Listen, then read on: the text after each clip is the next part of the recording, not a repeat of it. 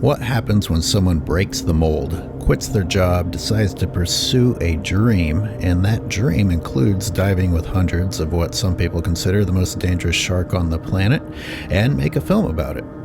And that's just a little bit of all the stories that are contained within the bigger story. Hello, I'm Skyler Thomas, and today I am joined by David Diley, the creator of Shark and Man, and that is what we are going to primarily be talking about today. We're also going to be just catching up with David in general, maybe learn some filmmaking tips from him. But the focal point for me is of Shark and Man because it's a great film, which says a lot coming from me because I usually just rip people. And it has what I consider a unique aspect of it in that we have a energy pyramid where the trophic levels are flipped upside down. We're usually presented with a habitat, a community forming, starting with microorganisms and some plants, some producers, and eventually somewhere way down the line, that community develops to where it can support a top level predator.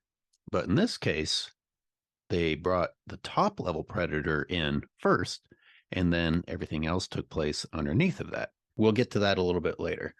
But I was thinking about doing this big intro, but I'm actually really curious how you, out of the filmmaker's mouth, would introduce of Shark and Man. How do you describe this film?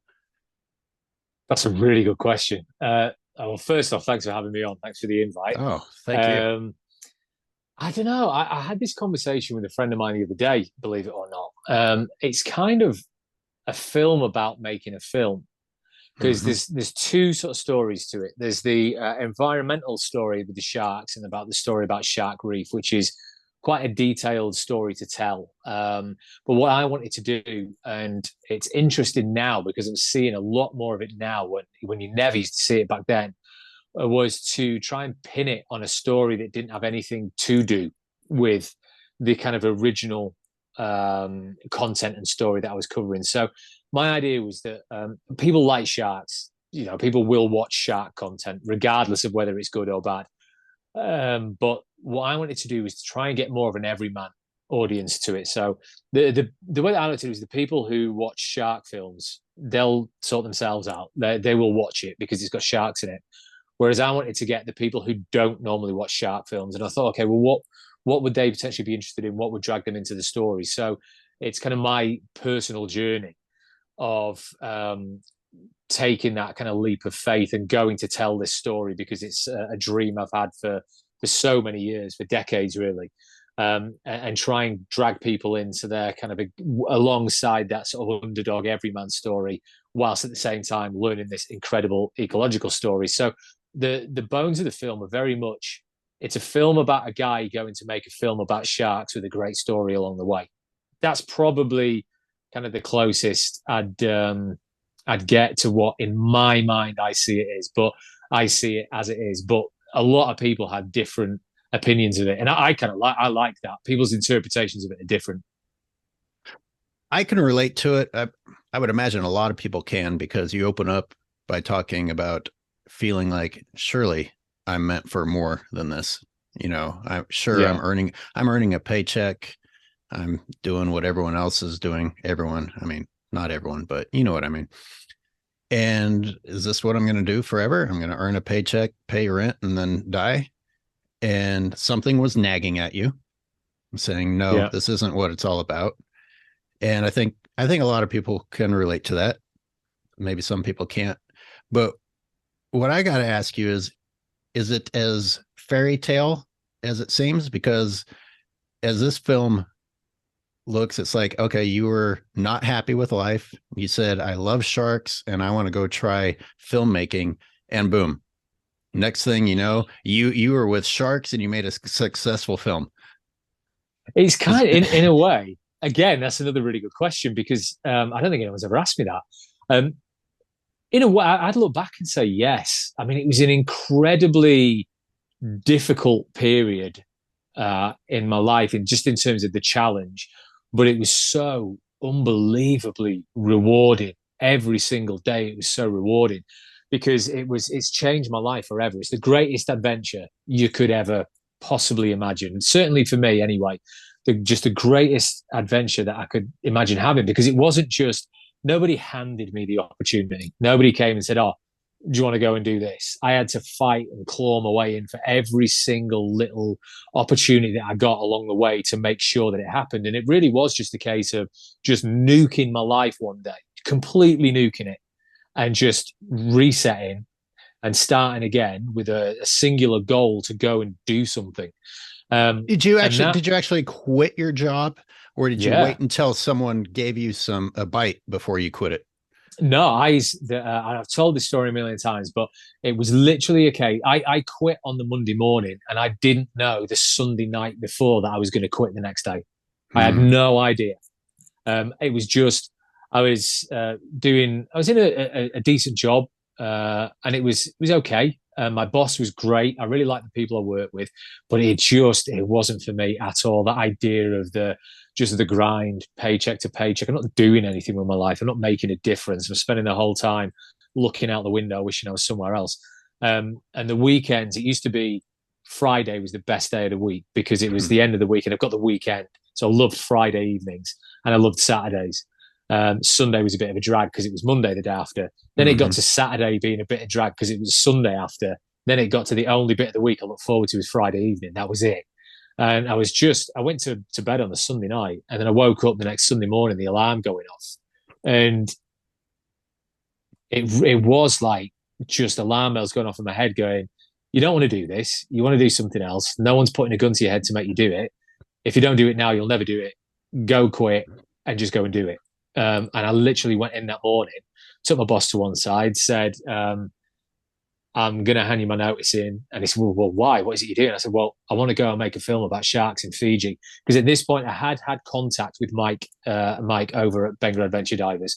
And there's like a little backstory to that. And I'd said to him, I'd love to make a film about shark reef one day. And he said, if you ever get the chance to do it, let me know. We'll see if we can help you out in some way. So I'd had contact with him.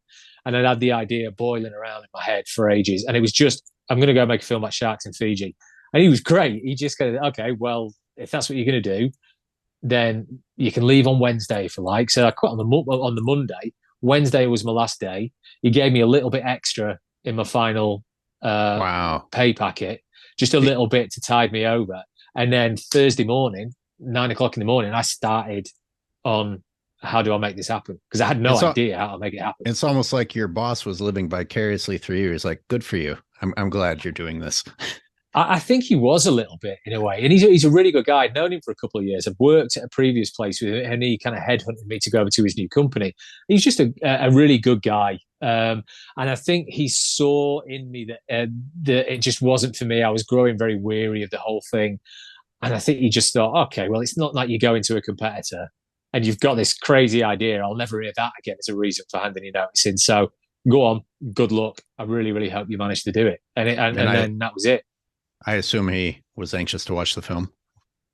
And did you ever check back in? I'm pretty sure I didn't actually. He did come back to me about 5 years ago, maybe 6 years ago, and asked me if I'd fancy doing a little bit of work for him if I needed some extra money, which at the time I did.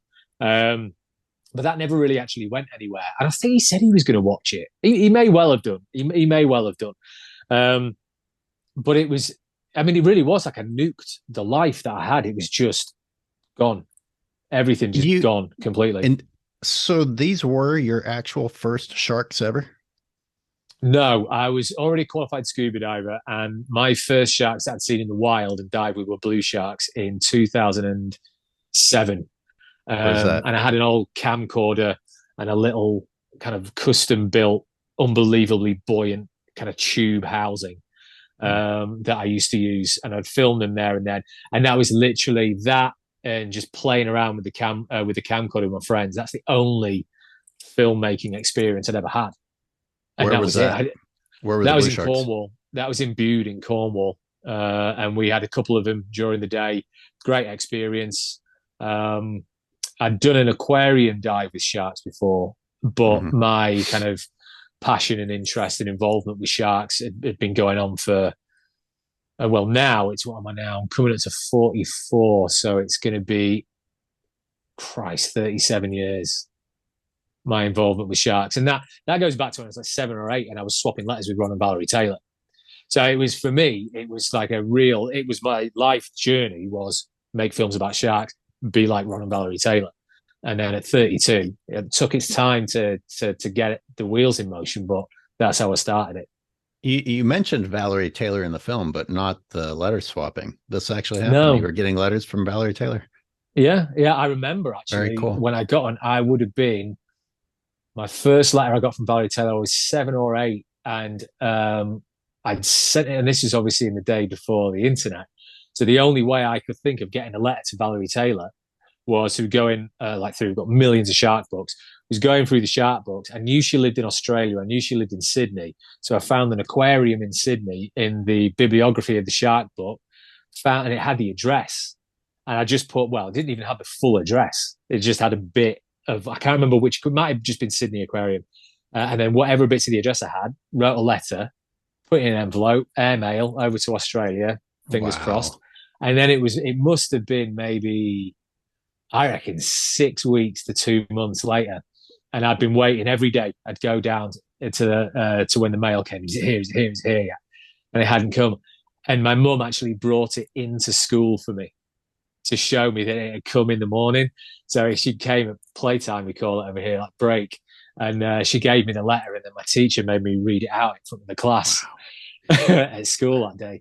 And then we swapped letters, and she, over a period of time, she sent me a book that was a pre-release test press, I think it was, of the book about the chainmail suit that they were developing when they first kind of developed that, and kind of signed and everything. And that's if the house was burning down after my girlfriend, the dog, and the kids, I think that would be probably the first thing I grabbed to take with me out of there. That's not the honest order, but we'll stick with that. That's a pretty cool story. I didn't want to get too derailed, but man, I mean, you actually had to do actual detective work pre-internet and mail something across to another continent, and Valerie Taylor wrote back to you. That's really and cool. that's as an 8-year-old, and it's credit to the guy or the girl at the aquarium who got it and thought, okay, we know a way to get this to her. I'll pass it on to her. And actually, we were trying during of Shark. I don't think I've ever told this story before. We were trying Shark Man, or I wasn't trying. Mike was. He mentioned to me on one of the days there that he was trying to set up for me to fly over to Australia to actually go and meet Valerie and go and meet Ron and do a little bit of an interview with them about the role that they played in Shark Reef. But obviously at that point, Ron was quite ill.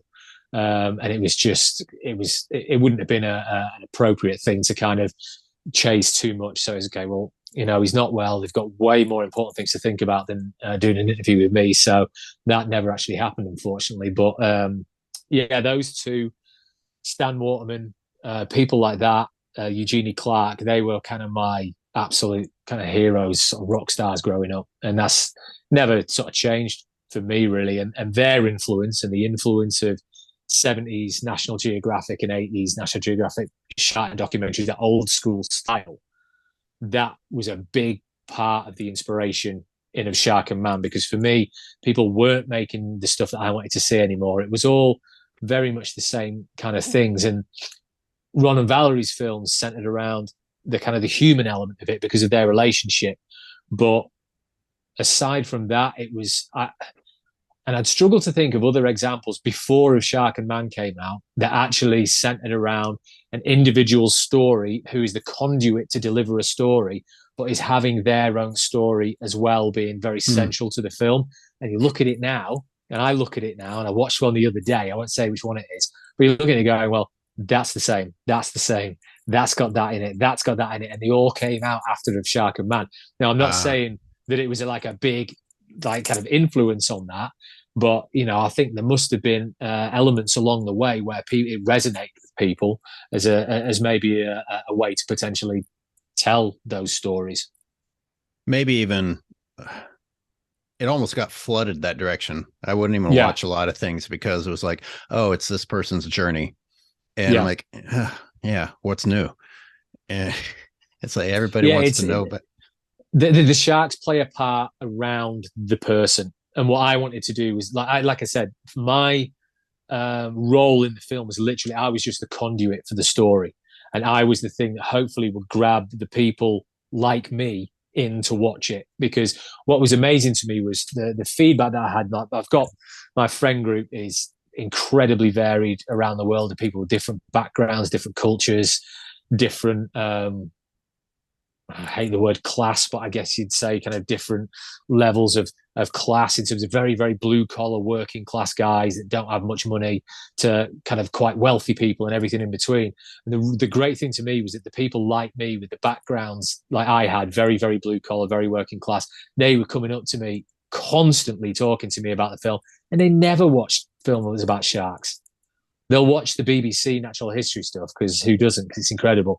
But they'd never go out and seek out a film like of Shark and Man normally. But they'd come up to me and they would just constantly want to talk to me about it. So that was a good sign for me. so did they want to talk about the sharks or did they want to talk about your journey? The sharks primarily. It was primarily the sharks, and then it was always underpinned by this. Do you know what? I really admire you for doing what you did, and it was we could. It was nice for them to not have that cut glass English accent, to not have it so just beautifully polished and scripted and everything like that. It was just the way that we did it was very raw and honest. And the film, the way that you see it pan out, is exactly how it happened over the 4-week period. It's chronological. That's exactly what went down while we were there. And maybe that's an advantage, not trying to overthink it. Like, or maybe you just got, Yeah. or maybe you were blessed that it, because it did tell a story chronologically.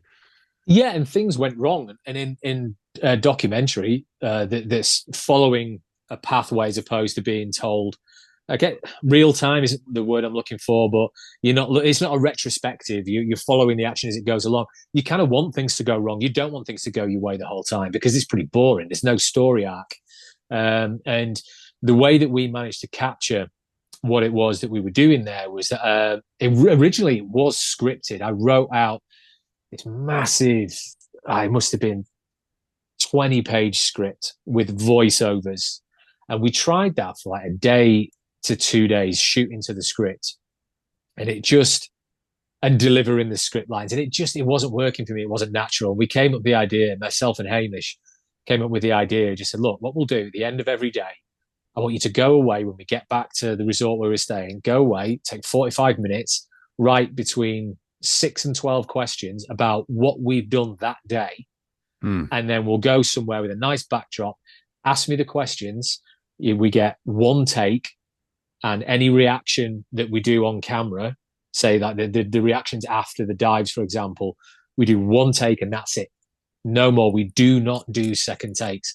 So everything was kind of just in the moment, absolutely in the moment. And I think that gives it quite an honest, that's so smart, sort of raw side to it.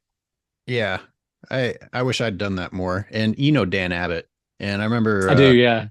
I remember we tried to do that a little bit in the filming of Monsters in South Africa. And yeah. I don't know if he'd already done the workshop with you, but he was like, let's put some of these thoughts on film at the end of the day. Yeah. I wonder, what year was that you made that?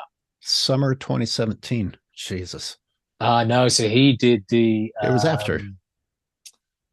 It was 2018, I think. No, it wasn't. It was 2016, I think I did the workshop. So yeah, he would have done it. And that's one of the things that I would say to anybody is if you're looking for real-time, honest, genuine, raw reactions and you're filming somebody, is grab them as soon as you possibly can afterwards, almost in a way, shove a camera in the face.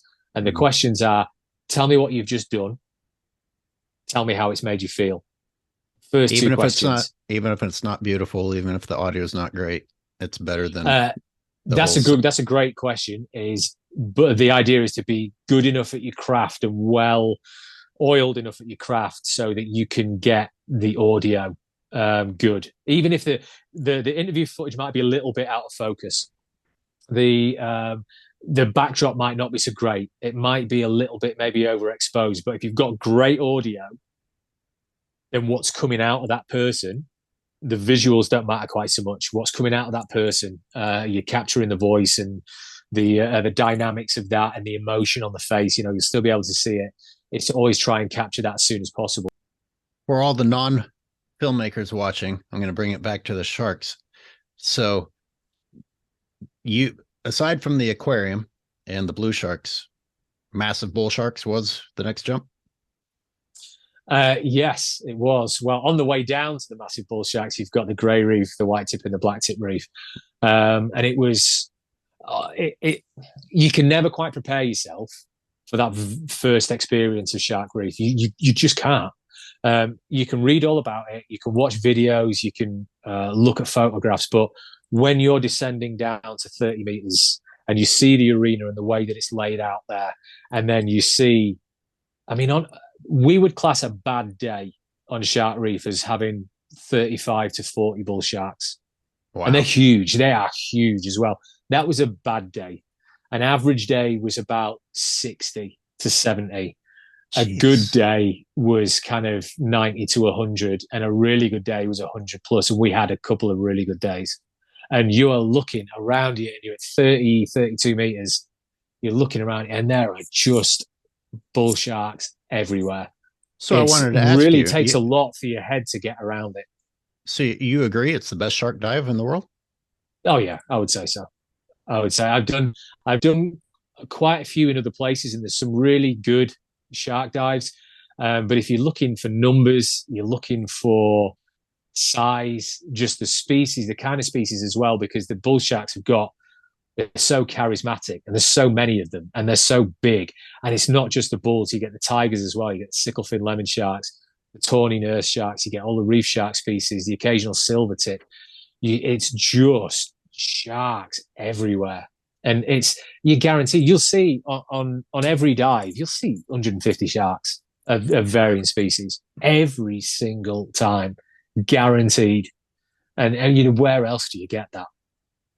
Okay. Well, they're bold enough. They call themselves the best shark dive in the world. So I was like, well, it was actually, I believe, and I'm willing to be corrected on this. I actually think it was Valerie that said it was the best shark dive in the world. And if anyone knows shark diving, it's Valerie Taylor. So, if she's got plenty of, then she's got plenty of good stuff in Australia. Yeah. Yeah. But it is phenomenal. And there's a lot of life there as well. You're almost kind of ignoring the turtles and you're almost kind of ignoring all the reef fish species and the way that they've got it. I mean, it's an incredibly well-structured dive because you start down at 30 to 32 meters, around about that range with the bull sharks. Then you'll ascend up, obviously, so you're not going into deco. You'll ascend up to the 10-meter mark where there's another feed, which is predominantly grey reef. So you're there off-gassing at 10 meters while you're watching another feed. And then you go to your safety stop at 5 meters where there's the feed at the top of the reef for the black tip reef and white tip reef sharks. So you're guaranteed 4 species. Mm-hmm. Absolutely guaranteed 4 species. And you'll get 5. Because the tawny nurse sharks are nearly always there. So you're pretty much guaranteed 5 species of sharks. As you stage the dive, there's a feed at every stage. It's just sharks from start to finish, non-stop. It's incredible. It's amazing. I was trying to remember all the species, and I was like, did you have nurse sharks? And it's like, oh yeah, nurse sharks. They just kind of come with the territory. You barely even remember them because you had all these other ones. And they're big as well, and they're bold as well. They're really bold. Oh, yeah. They will go in with the bulls to go and try and take the food. Oh, yeah. I remember in Bimini, they would just shove themselves right in there. I remember one got bitten by a 13-foot great hammerhead. I don't know if it was an accident or if it was sending the nurse shark a message, but the nurse shark didn't even react. They're surprisingly large as well, just like kind of everything there. It's just a crazy place. They've structured it so unbelievably well that other places around the world where I've dived, you'll have maybe Tiger Beach as an example, 6 or 7 meters, sandy bottom, kneel down. Tiger sharks, like I think you're averaging kind of between 2 to 6. I'm averaging probably 2 to 4, 6 on a good day. You've got the Caribbean reef sharks there and the lemon sharks as well. Great dive, great place to film tigers, but it's very much on one level. You're very much kind of you're at the bottom, and it's a shallow dive, so it can be a long dive, which is great, but it's not kind of staged. like Shark Reef. I can't think of any other shark dives around the world that are staged like that. It really is. It's amazing. I thought about French Polynesia when Yeah. I watched A Shark of Man. It's not like that necessarily, but a lot of the same species, because as we came up, we went through some different levels of the reef and saw some other species as we came up. A lot of the similar ones. We saw black tip reef sharks, we saw white tip reef sharks, we saw gray reef sharks. But we maxed out with the gray reef sharks. We didn't have the bull sharks and the tiger sharks. I mean, a healthy reef ecosystem should have that. And there's very few healthy reef ecosystems in the world now. So when you think about it, it's because Shark Reef is protected, and it's that protection is actually stewarded. So they do monitor it. So it's allowing it. It's allowed to kind of be what it's meant to be, and that's kind of what it's meant to be without the pressure of fishing there. So there are very few places like that. But I think that kind of part of the world, sort of French Polynesia, the South Pacific, there's such a richness about the marine life there, which is probably it's probably rivaled and equaled in certain places, but with different species. But those kind of places where you get that kind of life and experience on a dive, they are few and far between. They are few and far between. I'm due in the Maldives in late March. Just got to get the logistics sorted out. So I'm due in the Maldives in late March, and then I'm due in the Maldives again, probably October sort of time. So I'm really interested to see what the Maldives is like. So, but I just think now, everywhere now, when I'm doing a dive with sharks, it's always going to be measured against Shark Reef now. I'm going to use that as an opportunity to bring up what I found interesting with the film. And well, let me preface that with a question. It's like, how many people that in those comments, you were talking about all the comments you were getting posted, how many people percentage wise, roughly, obviously you couldn't have read all of them and then quantified it, were interested in the reverse food pyramid like I am? Or is this a sign of how nerdy I've become ecologically? There was a few that are kind of interested in that sort of side of the story that found it kind of an interesting thing that they'd never really thought of before. But I would say the vast majority was more along the lines of, "Oh my God, there's that many sharks, and they're so huge. I can't believe you did that." That's the predominant main feedback I get. And those bull sharks, those bull sharks were big. They were big. Oh, they're huge. And the thing is, I mean, you've been around sharks. You know that sometimes they come close. Sometimes you need to move them away. They feel different to other sharks. Where with tigers, and I've had big tigers literally come up to the point where I'm pushing them away like that, or I've had one in either hand as well. But they're kind of a lot softer, a bit more kind of squishy. Bull sharks it's just rock solid. It's just solid muscle, tail to snout. It's just muscle everywhere.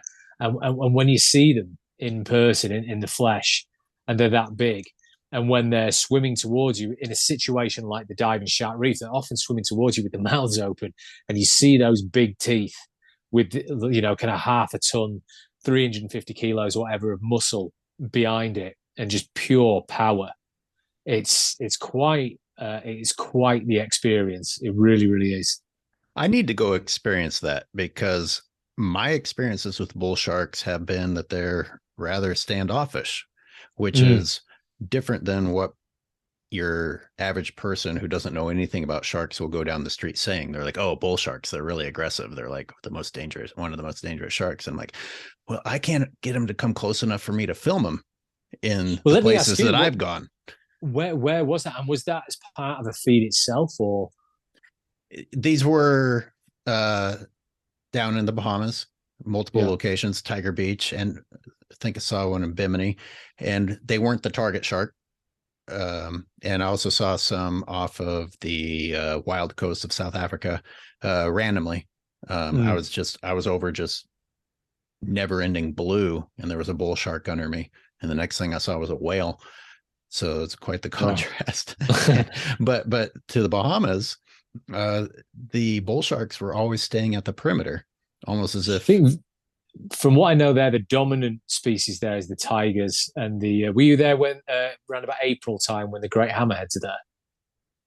Yeah, I mean, I've been a few different times, but yeah. Because And I you think just that made it's you just probably that the tigers being dominant, but in Fiji, the bulls are definitely dominant. They don't get the tigers, or at least when well, no, they don't now. At the dive site where I was, they don't get the tigers as often as they well, used to, and that's because the bull sharks are so high in number and uh, so big that they scared these massive big tiger sharks off because there was that's a that many of them.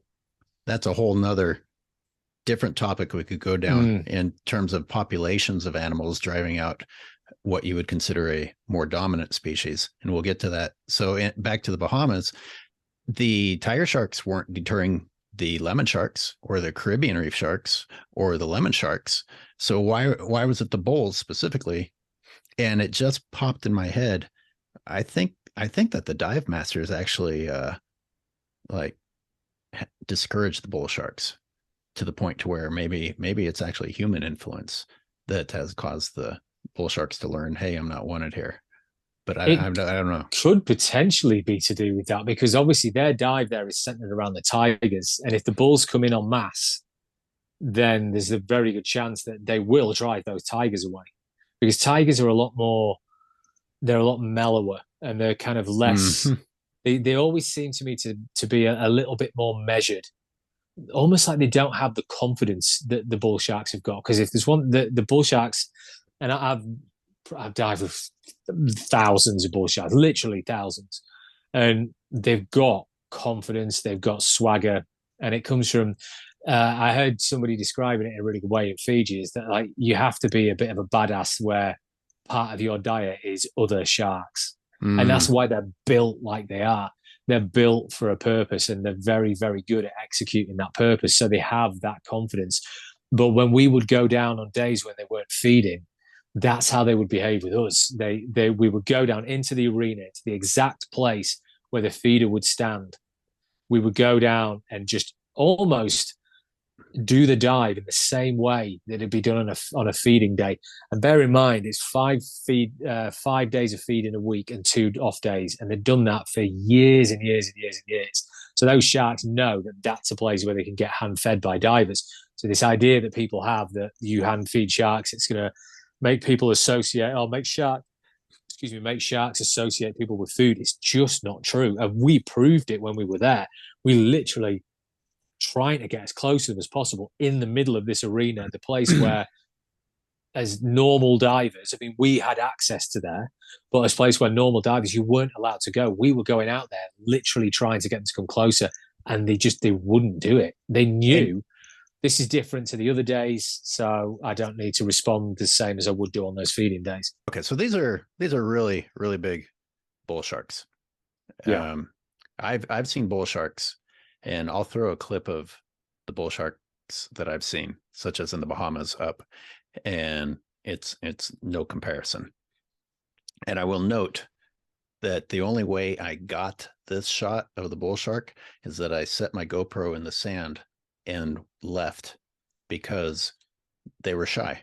For whatever yeah. reason, they were shy. Obviously, yours aren't shy there, and they're not small there. No, and the amazing thing was that we would go down on non-feeding days with a view to try and go. My theory was always, okay, well, they've got this routine, 5 days feeding, 2 days off, and it's not 2 consecutive days off, if I remember correctly. There was those days were spaced out, and this was done over years and years and years and years. And we would go down on days when they weren't being fed, and it wasn't a group of divers. It was me, Hamish, and Hugh, the other cameraman. Three of us. That's it. And sometimes it would only be two of us, and we would go down, and they would not come any closer than maybe 20 meters was about the closest one came. That's it. Couldn't get closer than we went out into the middle of the arena. And instead of getting closer to them, they would move further out. They'd always be on the periphery of your vision. They're always there, kind of circling around, having a look. And it wasn't 50, 60 of them. It was maybe 4 or 5. And you'd see them. You'd definitely see them. They were there, but they'd never, ever come closer.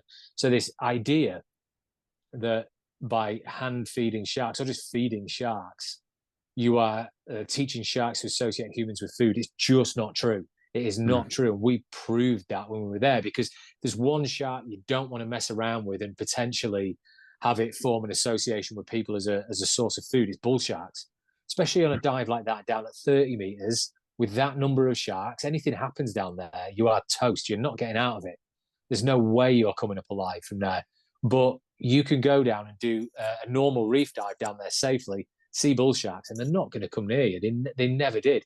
Yet when the feed was on, the behavior was different. It was completely different. And they're so well conditioned. And this was human impact. And again, it ties into the idea that, oh, conditioning sharks is bad. It's like, not necessarily, because you can condition sharks to behave a certain way during certain controlled circumstances. And you only have a certain element of control in those circumstances. The sharks are always in control. You just got to try and convince them that they're not, that you are. So they would operate that feed in a way whereby it was all hand fed. There was no prongs. There was no kind of dropping it from, well, actually there was a little bit where they would do that on the feeds, where sometimes there's a 25-meter feed that they do on the second dive. In fact, every time it's the 25-meter feed that they do. So you do the first one down at 30, and then the deepest one on the second dive is at 25. And that's where, they'd be hand fed, but there'd also be wheelie bins dropping tuna heads down. So they're catching them in mid-water. And again, they would never, ever come close to you when there wasn't any food there. So they're so conditioned that when the feeder will go down, they would only ever come from left to right. So the sharks would actually form a queue. And what they would do is the feeder would be there, the shark would come in, he'd hold the tuna head out, and he'd maneuver that tuna head. So the shark was conditioned so that the shark would take it when his arm is outstretched as much as possible, as far away from his body. The shark would take that tuna head, he'd continue the motion and lead the shark away. And then that shark would then disappear off into the distance. And then another shark that's waiting patiently in the queue would take its place. So the reason that they did that was because, obviously, if he's sticking his hand out with a tuna head in it and the sharks aren't conditioned to behave like that, there's going to be sharks coming from the right that he might not see till it's too late and his arm's gone. Because those sharks can do that very, very easily. So they condition them to learn that if you want to get fed, it's left to right, feeders left to right. And so conditioned, so well oiled to the point where I would see it every dive. And I did that dive 50 times. I would see a shark come from the right, realize its mistake. I'm not going to get fed if I come from the right. And then it would turn around and it would join the back of the queue on the left, and then it would come round again. Incredible, absolutely incredible. I'm trying to picture the beginning of the conditioning process. You know, how do you get through that beginning part of your arm not getting bitten off from sharks coming the other direction? How do you get sharks to get into a queue? It's just crazy. Well, from my understanding, it was Valerie that taught them, the Fiji Islanders, the feeders there who worked with Bedrock Adventure Divers. It was Valerie that taught them how to feed. So they were feeding grey reef sharks, they were feeding other sharks down there. And then because there was a proliferation of bulls that had appeared, they're like, okay, well, let's try and feed the bulls. And initially, they're like, you can't feed bull sharks by hand. They said, well, we can feed other sharks, so let's give this a go. And then it was just by virtue of, I would imagine, trial and error. And obviously, any major error down there is life and death.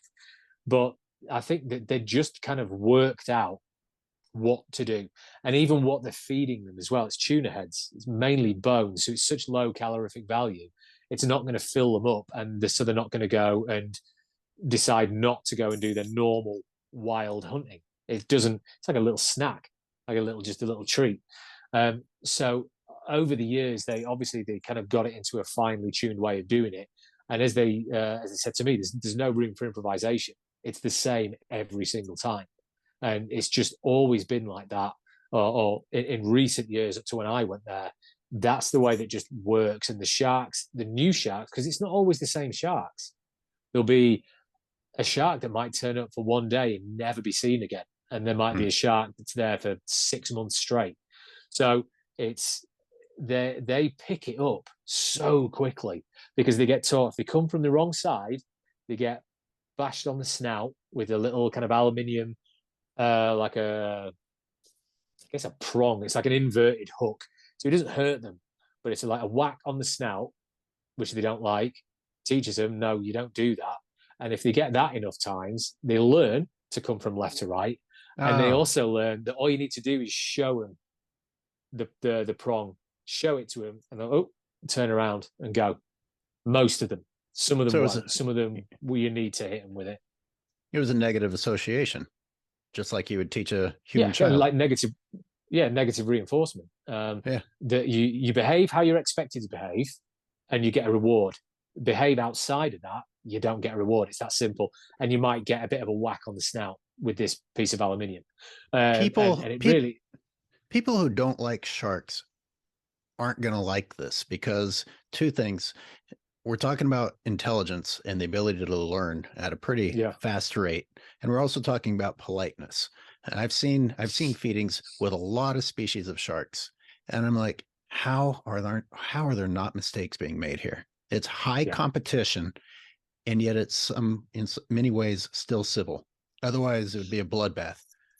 Well, I would tell you, if and obviously you've seen the film, you know the final dive. What always happens at Shark Reef when the guests have gone up to do the 10-meter dive is Mike and at the time it was Rusi. Rusi's actually passed away now, unfortunately. But Mike and a feeder will stay down in the arena, and there's a little coral, like a little coral head kind of thing with a hole in the middle, and they'll get a little sack half full of tuna heads. It's probably got maybe 12 in there tops, and they'll dump it in there and just stand back and watch the sharks go in. And that's when they compete. And I've been 5 feet away from that bit of coral with 100 bull sharks around me. Within that small, tight area, 20 bull sharks. And they're flying past you to get into that coral. They're coming up. They are bumping into your shoulder. They're bumping into your head, everything like that. And they will come. And when you're there, they will come and they'll let you know, do not get any closer, Hmm. don't move, stay where you are. I'd rather you weren't here, but you are, so I'll tolerate you. And that was very much the feeling that you get. You're kind of getting in the way a little bit, but they're not turning around and chasing you out of the water or anything like that. They're just tolerant of your presence because they're thinking the tuna head's in there. It's a lot less effort. I know what's going on in there. I don't know what this thing blowing bubbles out of it is with this camera, and I don't know what that is, but I know what that is. So I'm going to concentrate on that. But if you step out of line and get too close, then I will sort you out. It's So that kind of attitude that they give you. they were being polite to you. Yeah, I'd But say they my were point, pretty polite. but what I think a lot of people don't think about is that they're still being polite to each other because you removed the feeder, you made it a free for all. All these sharks are charging in, as you said, and yet they Mm-hmm. aren't messing each other up in the attempt to Yeah, get the and bait. watch the film. You will not. I can't remember any sharks that are on camera in that film that have got bite wounds on them from other sharks. They're all Wow. in pristine condition. I They're mean, not. that precision, humans can't hold a candle to that. I mean, that's No. sort of record. Look at Black Friday. Watch video of Black Friday, and people go normally kind of normal behaving people, and they'll go in, and there's only 10 TVs left, and they just turn into animals attacking each other. It's And not even a these are survival situation. It's no, just it's greed. It's greed. Whereas with the sharks, it's just this normal kind of behavior. And a lot of those sharks in there as well that are on the dive, they're there socially. A lot of them don't even come into feed. During a day's feed down there, you may only get between 7 and 12 will feed the bull sharks, that is. The others are just there. It's almost like a social thing for them, I think. And there'll be quite a few that just won't even make the effort to go in hmm. and feed. They're not being bullied out of it. The smaller ones are going to be more hesitant about going in when the bigger ones are there. But you also get bigger ones there that just seem to be, oh, well, what's going on here? And just having a look, seeing what's happening, and then they go on about the day. It's incredible. And again, in the film, that stretch of beach, which is, I can't remember how, I think it's 2 miles, something like that, away from Shark Reef. There's never been an attack there. This is 5 days a week, up to 100 plus bull sharks, all those sharks, all that food, all that feeding activity. They're not satiated by it. They're not full. they're there, they're in the area, and if they're being around people all the time, and those sharks that are there regularly are seeing people all the time, why are they not going into the beach to eat people if they're so associated with humans as a source of food? And that's the same everywhere else in the world. Anywhere you've got shark feed, statistically, the beaches close to that, statistically, is the safest beaches to swim from, because you're so much less likely to get attacked by a shark. It's the idea of, even like with cage diving, and you've done, I've never done cage diving. I know you have. And there'll be arguments out there, oh, the cage diving, they see this human being behind bars, and they're getting fed, and they think that human being, they're going to go and attack surfers and swimmers. And even if you gave that any semblance of respect, they'd have to encounter a human being in a cage for it to be a connection between the two. The experience they had out in deeper water and the experience in the beach, it's nonsense. It's ridiculous. Well, people will credit these animals with this amazing intelligence to where they would remember this event taking place with this animal that looked like this, while simultaneously reducing them to a stupidity level of not knowing what the difference was of what they wanted to eat and the other thing that was there. Exactly. Sharks are dumb eating machines. Sharks are dumb eating machines until you want to give them the cognitive ability of actually associating all these complex things together. Can we talk about the build of the bull shark? Yeah. And you mentioned tiger sharks being soft. I mean, they're obviously big. They're obviously, worthy of respect, but touching them and their mannerism, it just isn't quite the same, whether they're bigger than the bull shark or not. And I had someone tell me in Australia, and I never went and verified this. He was a biologist, so I was like, oh, wow, that's interesting, and I went with it. He said that the bull shark's jaws are actually designed to eat other sharks. The bull shark is the whole body's designed to eat other sharks. It's kind of, they're so stocky. It's just pure muscle, just front to back. It's pure muscle. And them teeth, when you look at them, it's just serrated, triangular, top and bottom. And they're just, it's a very difficult thing to kind of explain.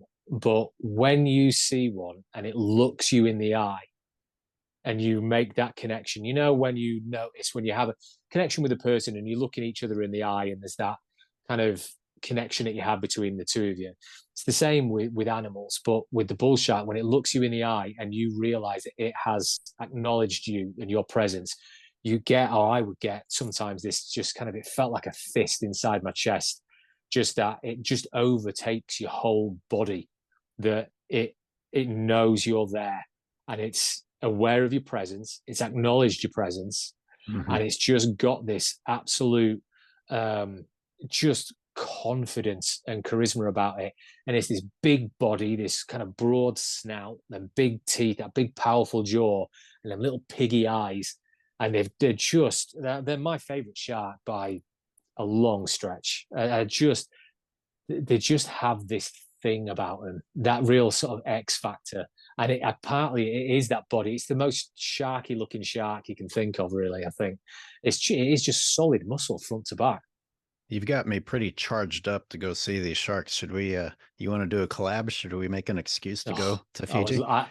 I would kill for an excuse to go back to Fiji, to go back there again. It's been, like I said, over 11 years. And to go back and see what it's like now. And obviously with all the experience I've got now as a filmmaker, with all the kit I've got now, and the thousands of dives under my belt, and all this kind of stuff, just to go back and see how it's changed, but also just to almost relive that month. We talked about the bull shark behavior. I talked about my experience has been that they've been standoffish. Obviously, you got to experience a different side of that. In the film, Mike said something interesting. He said, you wouldn't try the tiger shark antics that you see in other parts of the world with bull sharks. And I thought that was interesting, because obviously he doesn't approve of what he's seen, but also there's the aspect of whether you approve of it or not, you just can't get away with the same thing with different species of sharks. No. No, you couldn't with a bull shark. I mean, he has to be the most experienced person with bull sharks on the planet. I would say by a distance, he's out on his own. So he knows bull sharks probably better than anyone. And the thing as well with this kind of stuff is what people forget is it's location specific. So could you operate that exact same dive that they do at Shark Reef at a different location with the same results? Maybe not. Maybe not. It's all tied into the location that they've got, and kind of the landscape, for want of a better phrase, of the underwater, of the environment there. But there's just a thing with bull sharks are just different.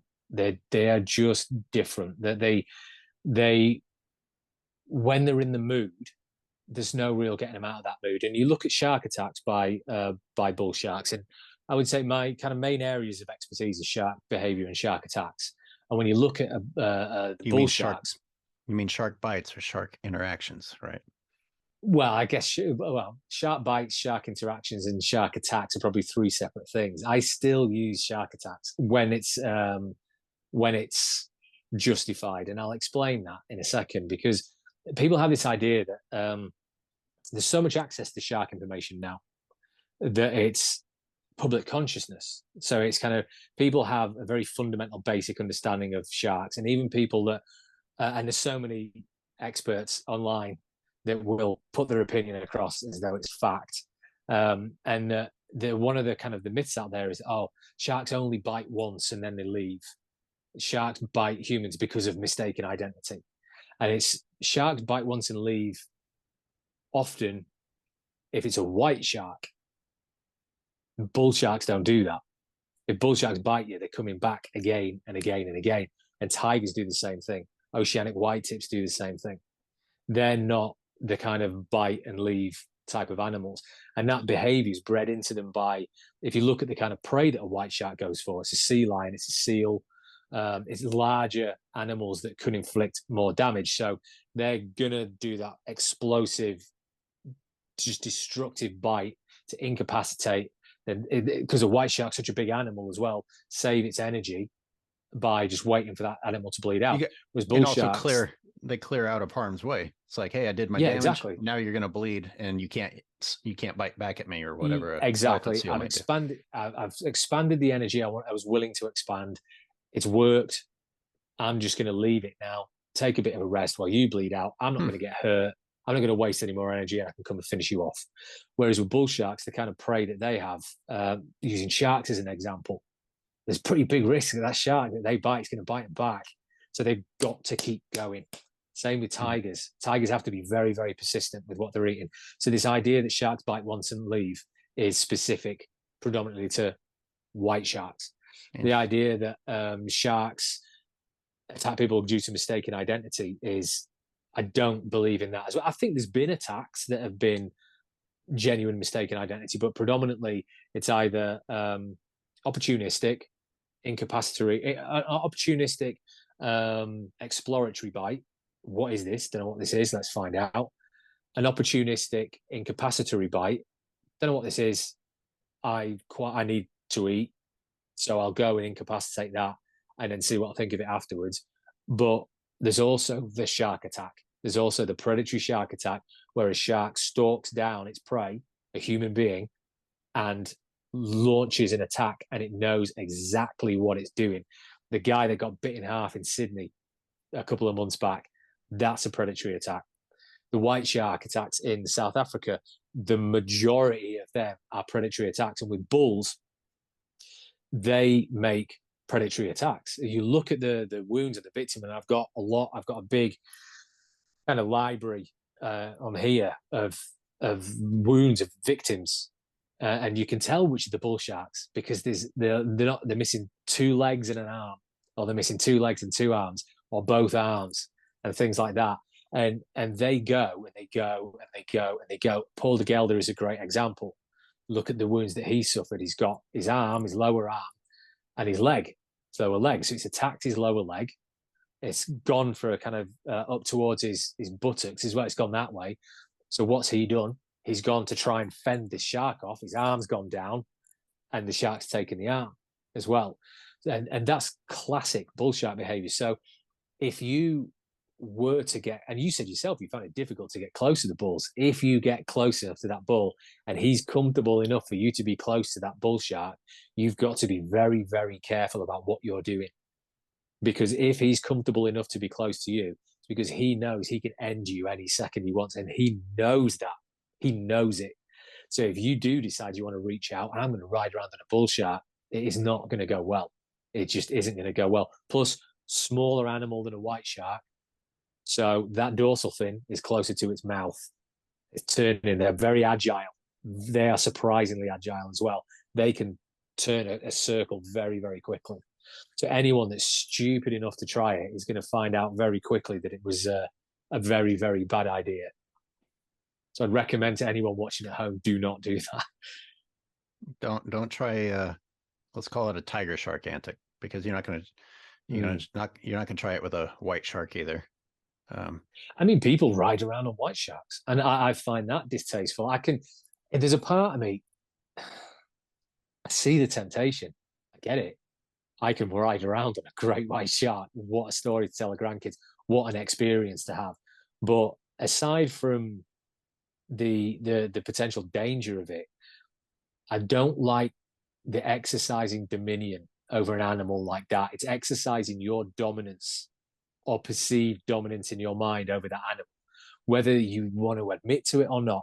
And when I say you, obviously, I don't mean you, Skyler, but you're exercising an element of dominance over an animal, which is you are in no way, shape, or form dominant over that animal in any situation. The only way you can be dominant over that animal is if it's washed up on a beach and it's breathing its dying breath. Then you might have a level of dominance over it. But in the water, it's completely dominant over you. And it's almost, there's almost a kind of arrogance that goes with it that I don't like that. I really don't. It's just, you don't need to touch things to enjoy them. We were really talking, respect them. We were talking earlier, this dominance and this need to feel dominance. And we were talking earlier about when the shark makes eye contact with you and the feeling that you get. And a lot of people describe it as being humbled. And you mentioned it knows that he can take you. Yeah. And it's the fact that he knows he's superior and he just decides to let you be. He just ignores you. He's like I don't know, how do I bring this on human terms?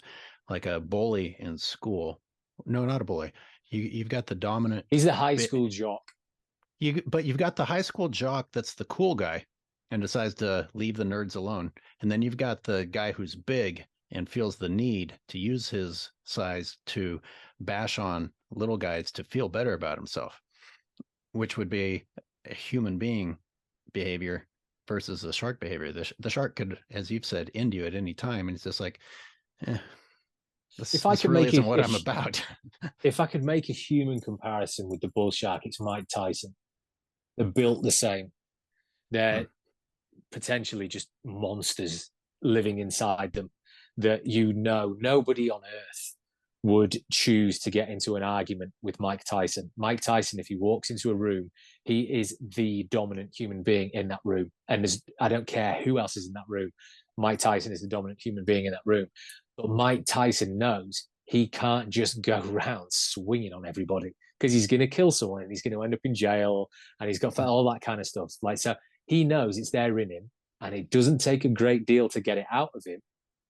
But he's had to exercise that control over his normal life. And he's lost control plenty of times.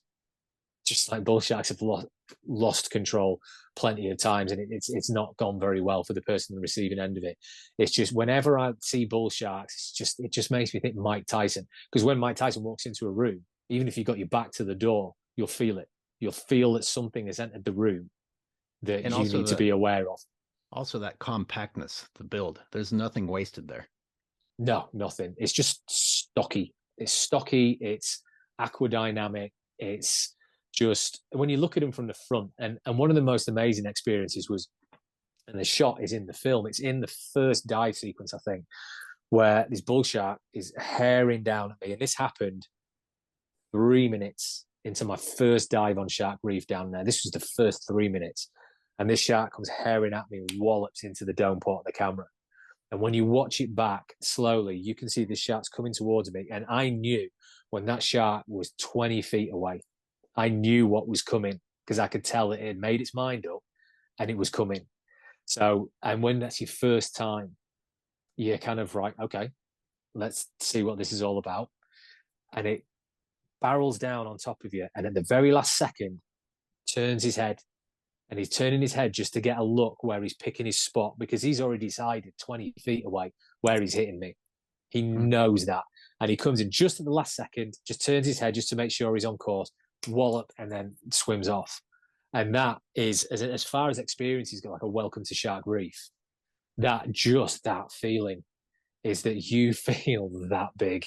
So that wasn't just like drama. That wasn't just God, you no. adding drama to the, you really felt that way. Yeah, because that's the crazy thing with the bulls is that, yeah, you'd get some of them to turn last minute or last second and just have a look at you. But they were surprisingly measured. So like I say, when they were coming at you, you'd see it coming. And the rule with sharks is, and oceanic white tips are a great example of this. I don't know if you've dived with them before, but they'll do that circle on the periphery and they come out of the sun. They use the sun to blind you and come out of the sun like World War II Spitfire pilots did, or the Japanese, like the Japanese fighter pilots did. And the oceanics do that. And they separate divers out of groups. I've seen it happen before.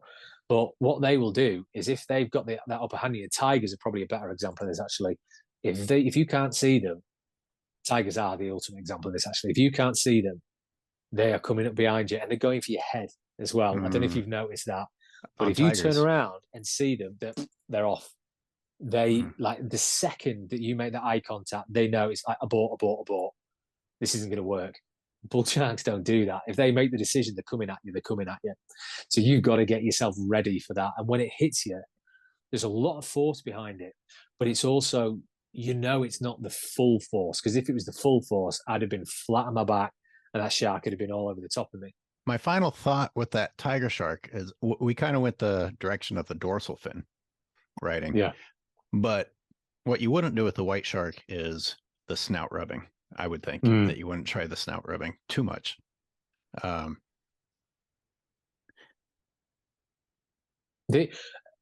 don't think there's many situations where you could do, because where that sort of snout rubbing goes on is because they are so, tigers kind of almost much more mellow in the movements. They're not as quick and darty as other sharks. It almost gives you the opportunity to do that, whereas a white shark won't do. Again, and I think kind of similar to bulls, if a white shark's that close to you, it's made its mind up what it wants to do. Or it's made its mind up what it can do if it chooses to do that. So I just think I think putting your hands anywhere near a shark's mouth or a shark's body in general is not a good idea, because one of these days someone is going to come a cropper, and it's not, because Guadeloupe's been shut down because of a lot of those kind of antics. So as Guadeloupe looks like it's gone now forever for everybody. Amazing. I don't know if you knew about that, but yeah, they've closed it. I never know what to think about Guadeloupe, because I hear stuff every year, and it either comes true or it doesn't. And yeah, I heard it was closed. Whether it's going to be closed forever, I don't know. I'm not gonna say that it is, but I can tell you, because I've still not been there yet. I was just thinking, I sure am thankful that I went. You know what? We have a lot more to cover, and so I think we should save it for a part 2, because this was really fun. I'm more than happy to do a part 2. Yeah, this was really interesting. I'll be honest with you. I still enjoy talking about Shark and Man, and I enjoy talking about sharks in general. I mean, anyone who knows me will tell you that. But I enjoy talking about Shark and Man still to this day, because it was such a big thing for me, and it changed my life for the better. It's the greatest achievement I've done to date. It's kind of the biggest, most pivotal moment in my life, just in terms of turning your life around and just changing it in terms of having a career now that I have.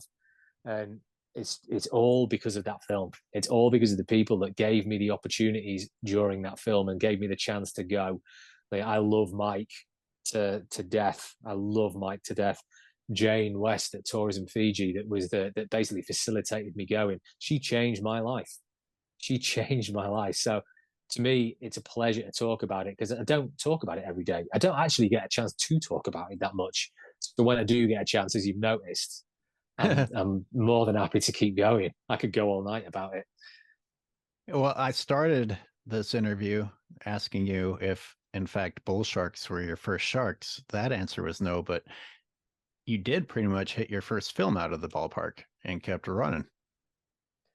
I yeah, yeah. It to be able to say that my first ever attempt at filmmaking, and I didn't know what I was doing at all. I had an idea, I had a rough idea, but I didn't know. I went over there first day in Fiji. I had no clue what I was doing.